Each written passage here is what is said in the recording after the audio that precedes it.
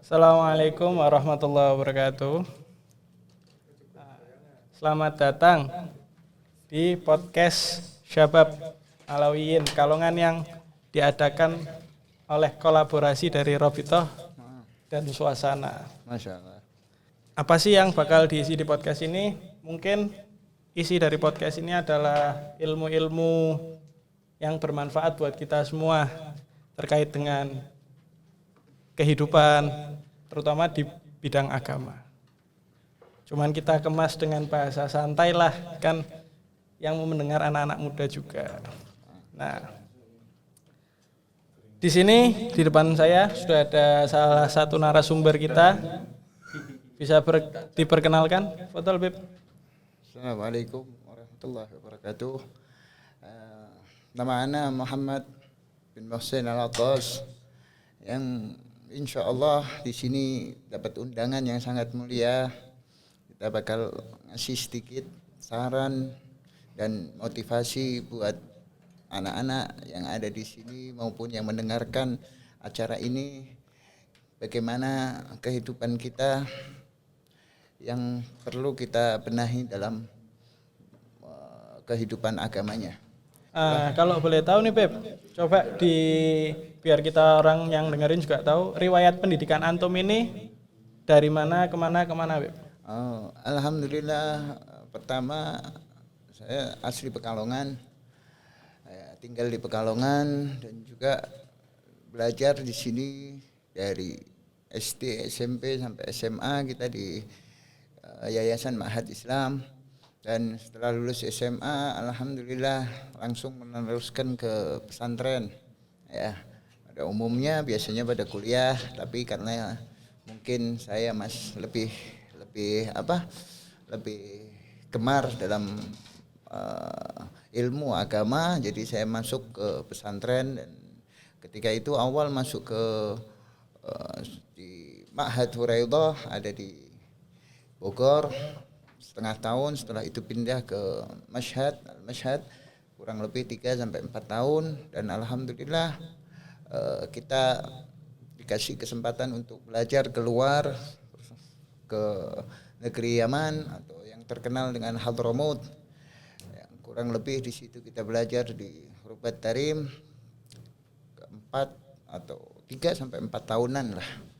Dan alhamdulillah pulang sedikit itu kita dapat, ya, mudah-mudahan bisa bermanfaat buat saya dan yang mendengarkan ini juga dan murid-murid saya insyaallah. Amin ya rabbal alamin. Masya Allah. Mungkin itu sedikit banyak informasi dari narasumber kita hari ini, yaitu Habib Muhammad bin Muhsin. Nah, untuk hari ini sendiri kita mempunyai tema bahasan yaitu pentingnya menuntut ilmu. Iya. Nah, ilmu sendiri itu kan Beb ya, ada dua ya. Ada mungkin kalau kita orang sebagai orang awam itu menempatkannya, membaginya menjadi dua, yaitu ilmu umum dan ilmu agama. Nah, menurut Beb Muhammad, ilmu itu apa Beb? Sebenarnya kalau dalam pembahasan tentang ilmu agama Islam terutama, ini membagi, betul kata akhirnya bahwa ilmu ini memiliki beberapa kriteria, beberapa macam. Dari segi hukumnya, kalau kita mau lihat bahwa yang namanya ilmu itu memiliki hukum, ada yang wajib kita pelajari atau wajib kita tuntut, kita cari tahu. Ada yang hukumnya fardu kifayah. Maksudnya fardu kifayah di sini kalau sudah ada orang yang sudah belajar atau menuntut ilmu tersebut, maka gugur kewajiban bagi orang lain untuk belajar seperti ilmu itu. Ada yang hukumnya sunnah atau boleh mau dipelajarin atau tidak. Dan ini dari 3 ini kita mendapatkan banyak pembagian dalam ilmu. Terutama yang tadi disebutkan oleh saudara saya Akhina Syarif Al-Fiqih, bahwa kalau menurut orang awam ini ilmu terbagi jadi 2. Memang betul. Dalam konteks pembagian ilmu itu ada 2, bahwa ilmu yang menghubungkan kita tentang keagamaan atau keyakinan, ya, dan ilmu yang menghubungkan kita tentang kehidupan dunia. Ya, dan semuanya ini bersumber dari Al-Quran dan hadis. Semua ilmu. Karena kita meyakini khususnya di dalam agama Islam ya, bahwa Allah Subhanahu wa taala ini pertama kali menurunkan Al-Quran kepada Nabi Muhammad SAW. Ini ayat yang pertama kali turun, yakni Iqra, bacalah. Ya. Masya Allah. Ya. Di situ maknanya menunjukkan bahwa agama Islam ini sangat mementingkan, bahkan mengutamakan dari segalanya tentang Belajar. ilmu atau belajar. Baik ilmu dalam agama maupun ilmu dunia atau ilmu umum. Ya, tetapi kita kembali lagi ke tadi yang namanya ilmu itu memiliki hukum. Jadi yang namanya ilmu ini ada hukum-hukumnya. Ada yang wajib kita tuntut. Wah, mau tidak mau kita harus tahu.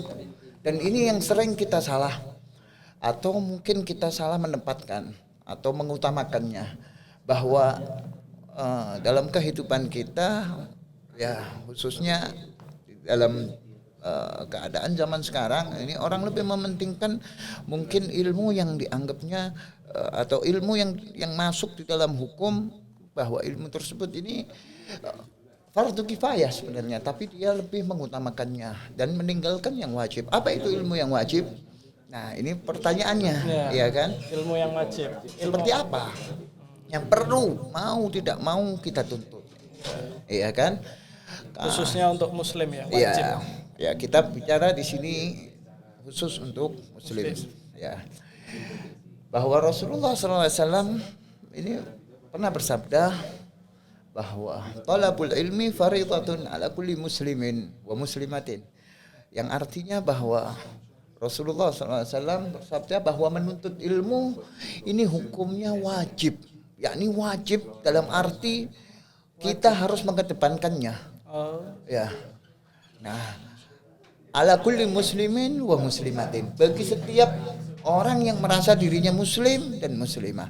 Nah, di sini kita sudah tahu bahwa hadis yang sangat jelas, hadis yang sangat sahih, bahwa kita diwajibkan oleh agama, oleh Rasulullah SAW ini untuk menuntut ilmu. Ya. Nah, jadi sampai wajib gitu ya, Beb ya? Iya, wajib. Nah, pembagian apa itu yang wajib? Iya. Apa saja sih ilmu yang wajib? Nah, di sini di dalam hadis tadi banyak para ulama memberikan penafsirannya. Ya, yang perlu kita ketahui bahwa yang namanya yang wajib itu sesuatu yang mau nggak mau kita harus tahu tentang itu. Dituntut oleh agama, yang mana apabila kalau kita nggak tahu maka ibadah kita, beragamanya kita ini tidak sah atau tidak pas atau tidak benar atau dianggap batal. Nah, itulah yang disebut ilmu agama. Ya, di antara ilmu agama nanti ada ilmu fikih, ada ilmu tauhid, ada ilmu hadis, ada ilmu lain-lainnya. Itu macam-macamnya ya, Beb ya. Nah, terus Ana mau nanya nih, Beb. Untuk keutamaannya sendiri itu menuntut ilmu tuh seperti apa, Beb? Keutamaannya menuntut ilmu. Kalau masalah keutamaan sangatlah banyak. Sangatlah banyak. Kalau kita mau sebutkan sebagian atau sebagian kecilnya dalam keutamaan menuntut ilmu, khususnya ilmu agama. Ya, ilmu yang mana kita mau enggak mau harus belajar.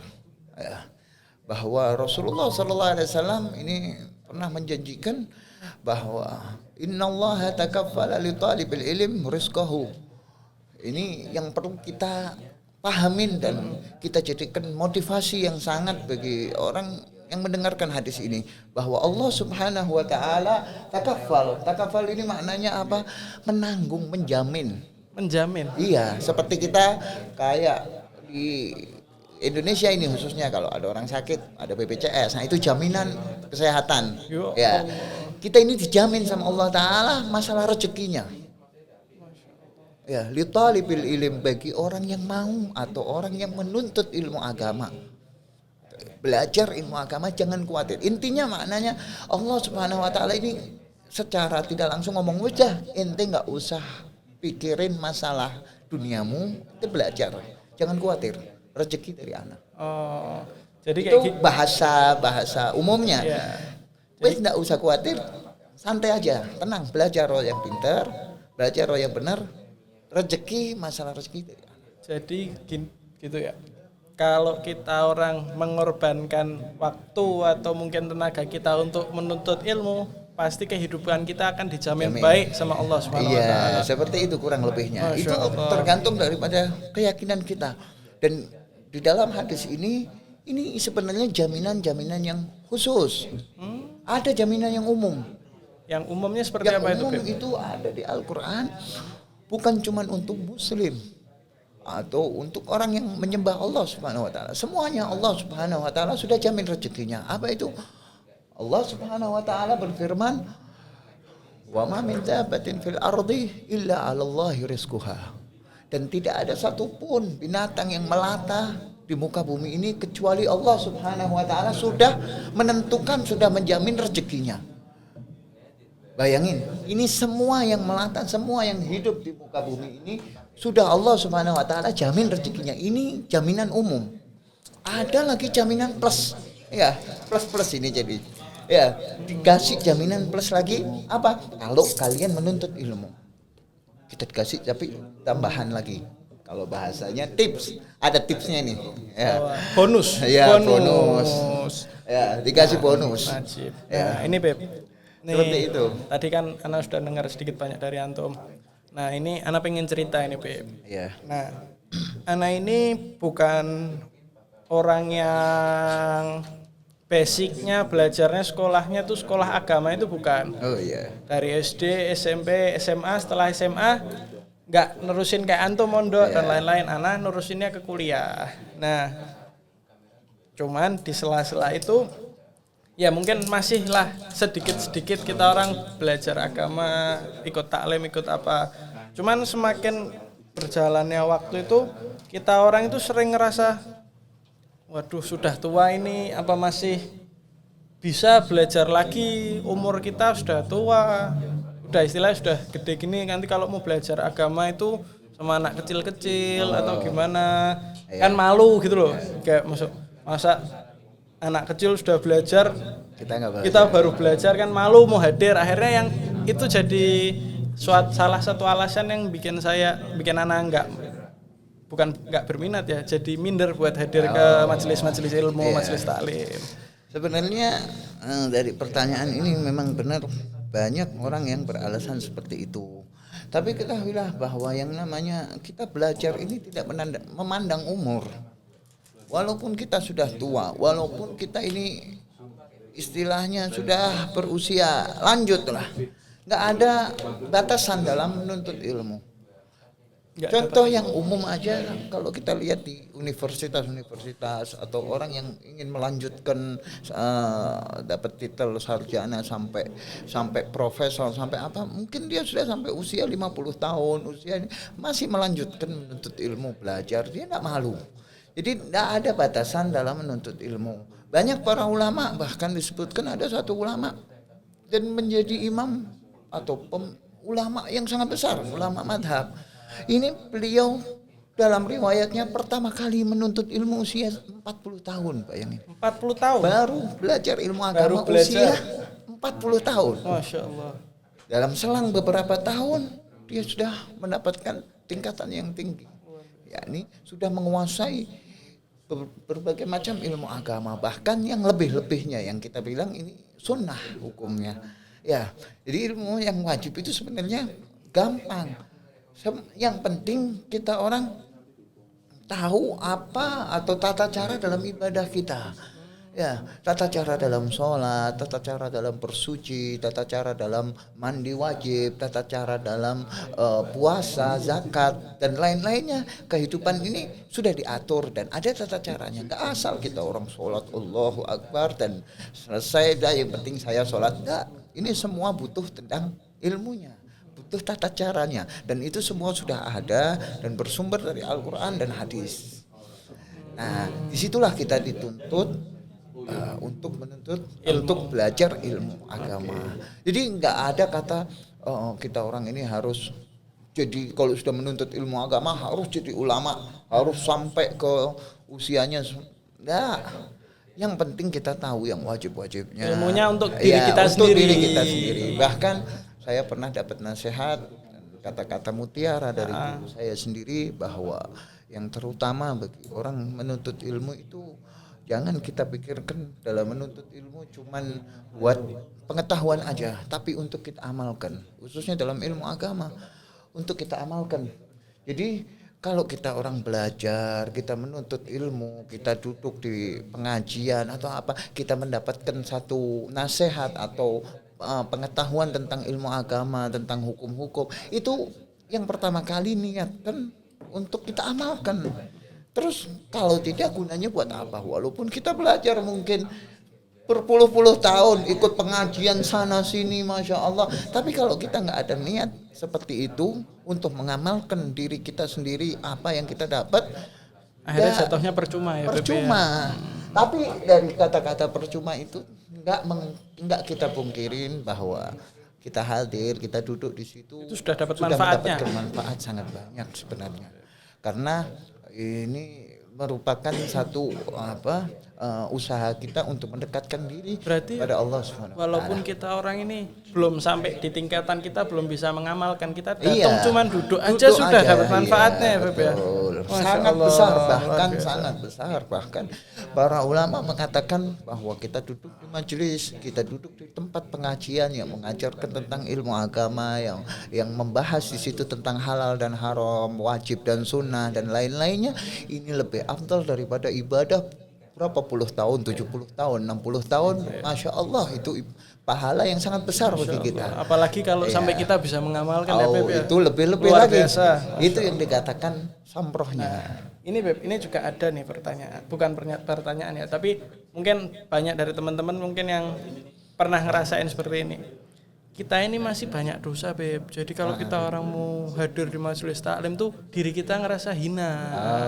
Jadi kenapa nanti mereka ngiranya kalau misalnya ya orang yang datang ke majelis taklim ini harus orang-orang yang benar-benar bersih, orang-orang yang enggak punya dosa, orang-orang yang enggak punya apa. Nah, itu menurut antum gimana itu, Beb? Itu persepsi yang benar atau yang salah atau yang bagaimana sebenarnya? Kalau menurut pandangan saya ya, dari kata-kata tadi atau dari pemahaman seseorang yang seperti itu, sebenarnya itu adalah salah satu daripada tipuannya setan. Tipuan setan. Iya, tipuan yang sangat manjur bagi setan ini.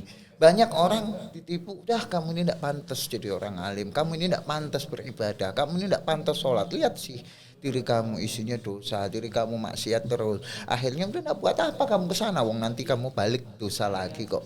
Buat apa kamu datang ke majelis, nanti besok kamu tetap melakukan dosa lagi. Itu buat apa? Udah sekalian. Nah, ini perlu kita hindari.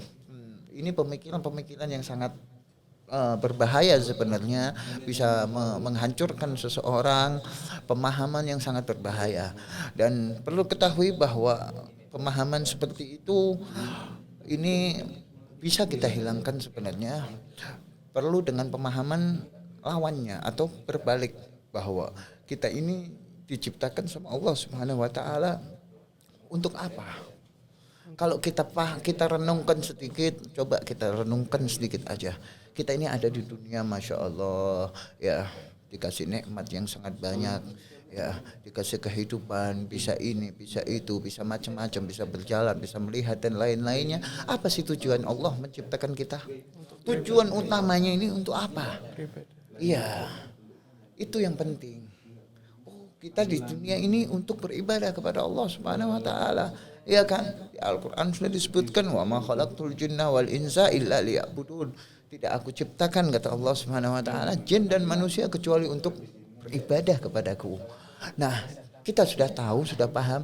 Nah, apa sih tujuan kita orang datang ke pengajian seperti itu atau ke tempat-tempat seperti itu? Bukan untuk merendahkan kita, bahkan untuk memperbaiki diri kita. Karena ibadah itu perlu ilmu. Ibadah itu perlu ilmu. Dan juga ada lagi satu yang sangat menjadi motivasi atau balikan pemahaman yang tadi itu. Kalau kita datang akhirnya salah, atau kalau kita datang akhirnya merasa minder. Ada satu ayat Al-Quran lagi sebenarnya, Masya Allah, bahwa disebutkan la ta'asu min rahmatillah, janganlah sekali-kali kalian ini putus asa akan rahmatnya Allah Subhanahu wa taala. Jangan sekali-kali. Sekalipun dosa kita yang walaupun dosa kita segunung, wa atbi'is sayyi'atal hasanata tamhuha, dan barengilah kebaikan, kejelekan-kejelekanmu ini dengan kebaikan, tamhuha. Maksudnya apa? Kelak kebaikanmu yang sedikit itu, datangnya kamu ke pengajian, duduknya kamu di majelis, itu tamhuha, bisa menghapus dosa-dosamu. Iya, walaupun dosanya sebesar gunung, insya Allah dihapus semuanya. Kalau kita orang memang dengan niat yang baik, dengan tujuan, dengan adab dan akhlak yang baik, insya Allah, Allah ini Ghafurur Rahim, Allah ini Maha Pengasih lagi Maha Penyayang. Bahkan setan ini nggak berhenti mengganggu kita sampai kita ini terjerumus dalam api neraka, ya kan? Dan jangan kita memandang cuman setan yang seperti itu. Kita juga lihat Allah tidaklah berhenti mengampuni kita selagi kita orang berjalan menuju jalannya Allah Subhanahu wa taala. Berarti logikanya harusnya seperti ini ya, Beb. Kalau kita sudah tahu berbuat dosa, ya caranya kita ngilangin dosanya itu dengan hadir ke majelis zikir, majelis, terutama majelis ilmu, biar kita tahu walaupun besoknya kita masih berbuat dosa lagi, tetap kita tobat lagi, datang lagi. Enggak apa-apa. Dan itu umumnya manusia. Nanti insya Allah lama-lama malah kita jadi bosan berbuat dosa ya, Beb ya. Amin. Dan insya Allah. Mudah-mudahan dengan hadir seperti itu mungkin ada hidayah di situ, ada rahmat dari Allah turun, kita dapat semuanya. Amin. Ya, seperti itu. Kurang lebihnya. Oke.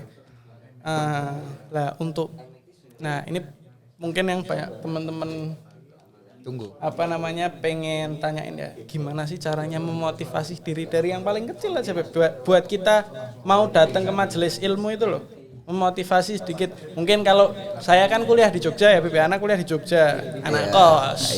Mungkin motivasinya kalau datang pengajian itu, kita orang ada yang motivasinya biar makan gratis, ada yang biar itu yang paling bawahnya. Mungkin yang di atasnya bisa ketemu teman baru, bisa ketemu itu. Lah kalau dari Bepmo sendiri motivasinya itu apa ini biar kita semangat buat menuntut ilmu ini?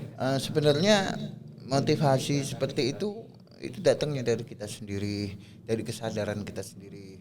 Dan yang paling utama dalam motivasi di situ kita lihat bahwa keutamaannya dari fadilah atau kelebihan-kelebihan dalam menuntut ilmu itu sangatlah besar.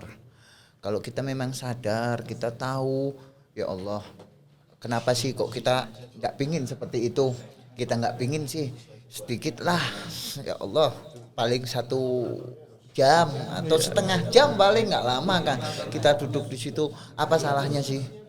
Coba kita sadarkan diri kita sendiri, itu bisa membuat motivasi kita orang tumbuh ya, terutama. Dan jangan terlalu merasa cukup di sini dalam arti ini sering terjadi permasalahan di sini. Merasa cukup, maksudnya itu gimana itu merasa cukup itu? Merasa cukup ini mereka nggak usah datang pengajian, nggak usah duduk, nggak usah menuntut ilmu, apa tinggal lihat YouTube ada. Kita mau buka masalah ini ketik Google ada. Nah itu gimana itu, Beb? Kalau yang belajarnya sama lewat, kalau kita orang namainnya Ami Yusuf. Iya. Mbah YouTube ya, Mbah Google ya. Nah, sebenarnya itu bisa menghilangkan motivasi kita. Nggak dianjurkan bagi orang yang udah merasa cukup akan belajar dengan Google atau dengan YouTube dan atau internet dan lain, ini sangat tidak mendukung dan tidak berpengaruh sebenarnya. Mungkin kalau mau dibilang dalam persentase mungkin 10 daripada 100%-nya, 10%. Mungkin bermanfaat, cuman sangat kecil. Dan itu nggak ada sangkut pautnya dalam dunia nyata. Yang dianggap sama Allah Subhanahu wa taala dalam ibadah dalam dunia nyata kita.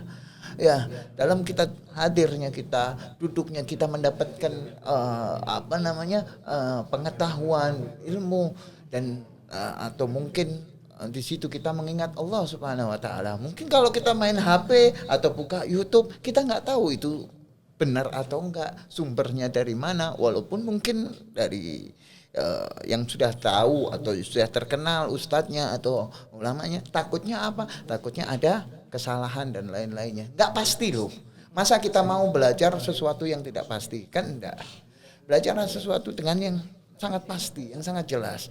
Mungkin dengan live streaming seperti ini atau mungkin dengan ini bisa membantu, sedikit bisa membantu, sangat dimungkinkan bisa membantu, tapi tetap tujuan kita mengadakan seperti ini, tujuannya ada YouTube atau ini untuk kita orang ini supaya hadir atau kita orang sebenarnya menjadi penambah semangat ya, penambah semangat biar juga. Kita bisa hadir secara langsung.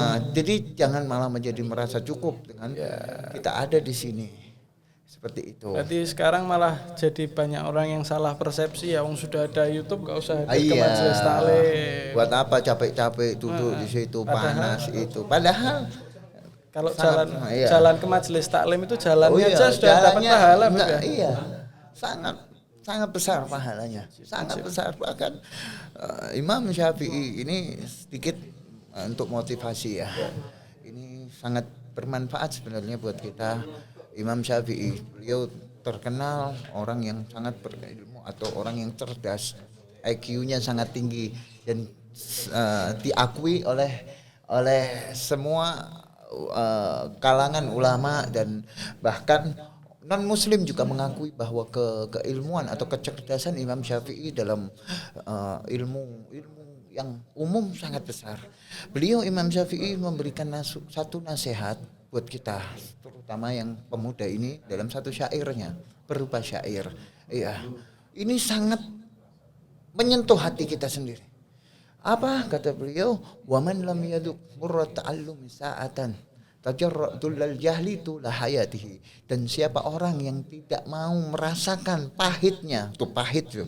Jadi dikatakan dalam menuntut ilmu itu memang pahit, memang capek, memang malas, memang berat. Karena apa? Pahalanya besar. Kalau kita mau lihat sesuatu yang pahalanya besar, ya, atau yang sesuatu ini yang sangat istimewa, pasti cobaannya berat. Ya enggak mungkin sesuatu yang istimewa cobaannya mudah. Betul. Ya enggak. Itu bisa hukum umum itu. Iya, semua.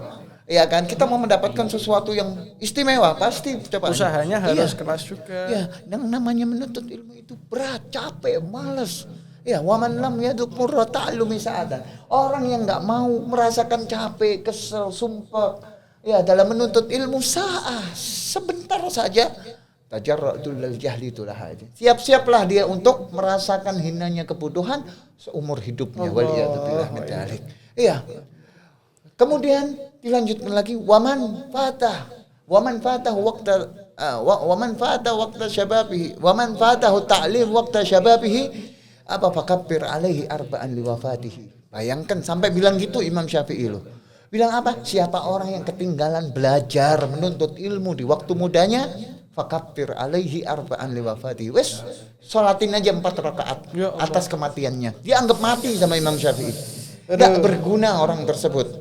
Mudah-mudahan kita diselamatkan dari hal-hal seperti itu ya. Kemudian sekali lagi, dan ini menjadi inti bahwa pemuda atau orang yang merasa dirinya ini pemuda muslim, ya ini bergantung pada syair tersebut.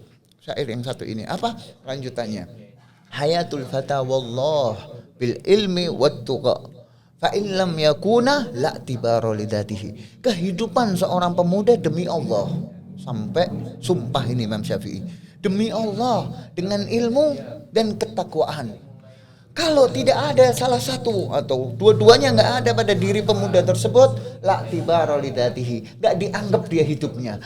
Adanya dia di dunia ini seperti mayit berjalan. Enggak ada kanggonya, dia mau ini mau teriak-teriak, enggak ada manfaatnya, udah dianggap mati. Waliyadzubillah min dzalik. Itu sangat memotivasi kita. Iya, Wajib, itu perkataan Imam Syafi'i, masya Allah. Mudah-mudahan bisa jadi motivasi buat kita semua buat ya. kita yang sangat. Dan mudah-mudahan kita dibukakan hatinya. Ya, minta sama Allah hidayah, taufik supaya kita ini dimudahkan langkahnya untuk hadir seminggu sekali mungkin, atau kalau ada waktu bisa seminggu 2 kali. Dan ini bukan untuk siapa-siapa, untuk kita sendiri. Iya enggak? Hakada insyaallah. Jadi mungkin di sini Ana sebagai moderator mungkin menyimpulkan sedikit dari obrolan Ana dengan Bib Muhammad ya. Yang pertama tadi buat teman-teman ya, mungkin bisa dicatat atau didengarkan. Yang pertama, menuntut ilmu itu wajib hukumnya bagi seluruh muslim dan muslimat, terutama ilmu agama. Nah, yang kedua, apa sih keutamaan menuntut ilmu? Keutamaan menuntut ilmu, terutama ilmu agama, itu hidupnya bakal dijamin sama Allah Subhanahu wa taala. Dan mungkin yang terakhir ini, kesimpulan ini yang ditarik dari semuanya ini, boleh kita belajar menuntut ilmu umum, tapi jangan sampai kita melupakan yang wajibnya, itu menuntut ilmu agama. Sehingga kita bisa memanfaatkan ilmu umum itu dengan dikombinasikan dengan ilmu agama, jadi ilmu yang lebih baik dan lebih perfect lah, seperti itu. Iya, betul. Mungkin ada sepatah 2 patah kata terakhir Beb buat teman-teman. Ya, sebenarnya itu tadi sudah cukup buat kita, masya Allah, banyak banget yang tadi kita dapat. Ya, mudah-mudahan yang barusan kita dapat bisa memotivasi kita. Amin. Ya, untuk ada gerakan di dalam hati kita untuk hadir di majelis, untuk hadir di pengajian, mumpung kita masih sehat, mumpung kita masih diberi kesempatan sama Allah Subhanahu wa taala, sebelum ajal kita diangkat. Amin. Sebelum ajal kita ini dicabut, selesai. Amin. Waktu kita di dunia. Amin. Kita masih ada kesempatan. Mudah-mudahan kita dari pembahasan ini yang menurut saya sendiri ini sangat bermanfaat dan bahkan ini sangat berharga. Mungkin kalau diobrolin 30 menit tak cukup ya, bisa berjam-jam. Ini masih banyak sebenarnya pembahasan yang mau saya bahas tentang masalah perbandingan antara ilmu wajib dan ilmu yang tadi fardu kifayah. Itu sebenarnya masih banyak sekali. Berarti kalau masih banyak, next time bisa dibuat next episode ini Bib ya. Next episode ini. Ya. Teman-teman ditunggu ya. Nanti bakal ada next episode lagi nih. Dan ini mudah-mudahan buat pertemuan kita yang pertama, mudah-mudahan ya kita dibukakan pintu sama Allah Subhanahu wa taala, biar kita orang sadar, diberikan hidayah, taufik, ya kekuatan untuk beribadah. Amin. Untuk bertambah baik dalam kehidupan dunia maupun dalam kehidupan agama dan akhirat kita. Amin ya rabbal alamin. Karena ini ya sangat kita butuhkan sebenarnya. Bagaimana kita butuh makan, kita juga butuh belajar ya untuk menyelamatkan kita di dunia dan di akhirat. Amin. Itu aja, mudah-mudahan buat kita semua yang mendengarkan atau yang hadir di sini, Allah Subhanahu wa taala ya, bukakan hati kita, berikan kita semua hidayah dan taufik dan rahmatnya insyaallah. Amin amin ya rabbal alamin. Itu saja dari saya. Kalau ada kekurangan atau apa, mohon dibukakan pintu maaf yang sebesar-besarnya. Ana mau bilang terima kasih sudah memenuhi undangan dari kita. Ini kemuliaan buat saya. Kita yang ngerasa terhormat ini bisa ngundang Habib ke sini. Masya Allah. Masya Allah. Nah, teman-teman, mungkin sekian ya podcast dari Robitoh bersama Suasana. Mudah-mudahan bisa berlanjut di episode-episode selanjutnya. Kita sendiri pengen menjalankan podcast ini secara rutin, tapi tanpa dukungan teman-teman di rumah. Ya mungkin semangatnya jadi hilang. Saya sendiri Syarif bin Ali Bilfaqih, mohon maaf kalau tadi sama Bib mau ada salah-salah kata sebagai tuan rumah di sini. Mohon dimaafkan Bib, kita orang juga masih belajar di sini Bib. Mungkin sekian dari saya. Terima kasih. Wassalamualaikum warahmatullahi wabarakatuh.